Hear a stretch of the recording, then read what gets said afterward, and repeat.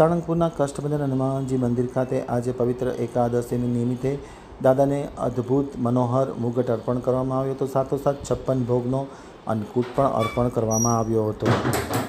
Salangpur આમતક news ચિંતન વાગડિયાનો એક વિસ્તૃત અહેવાલ.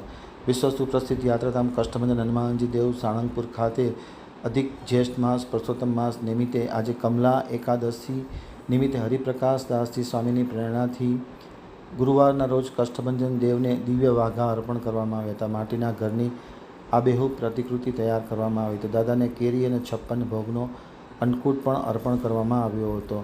સવારે 5:45 કલાકે આરતી પૂજારી સ્વામી દ્વારા કરવામાં આવી હતી અને સાથોસાથ શણગાર આરતી પણ કરવામાં આવી હતી. સાંજે 4 થી 7 દરમિયાન દાદાનું દિવ્ય પૂજનનું આયોજન કરવામાં આવ્યું છે અને મંદિરના પટાંગણમાં હનુમાન ચાલીસાના યજ્ઞનું પણ આયોજન કરવામાં આવ્યું છે, જેમાં મોટી સંખ્યામાં લોકો આ યજ્ઞમાં આહુતિ હોમી અને લાભ લઈ રહ્યા છે. પવિત્ર એકાદશી હોય ત્યારે આજે મોટી સંખ્યામાં ભાવિકો જોવા મળ્યા હતા.